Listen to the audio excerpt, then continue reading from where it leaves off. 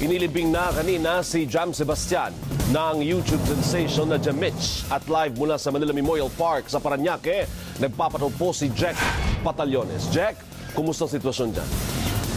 Alvin, mga 4:30 nga ng hapon or roughly mga 30 minutes ago ay naihatid na sa kanyang huling hantungan si Jam Sebastian.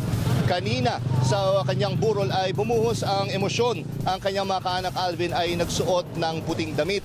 At doon sa may entrada ng chapel ay may malaking tarpaulin doon, Alvin, kung saan pwedeng magsulat ng mensahe ang mga tagahanga ng Jamich para dito kay Jam. Nakasuot din ng fans ng t-shirt na may personal na mensahe para kay Jam. At kanina, Alvin, sa eulogy sa The Our Lady of the Pillar, nag-alay ng isang awit ang kiyang fiancé na si Michelle Lugayo.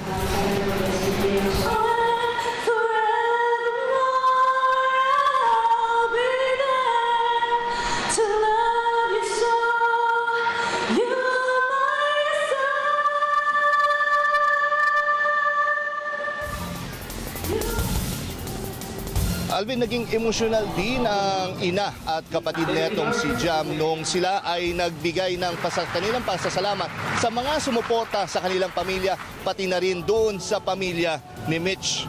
Pinasalamatan na lalo ang mga nag-alaga kay Jam habang nung ito ay nasa ospital pa. Paulit-ulit ako magpapasalamat sa iyo sa lahat ng nilabas natin na forever kong ipag-treasure sa puso mo. I love you forever, Jam.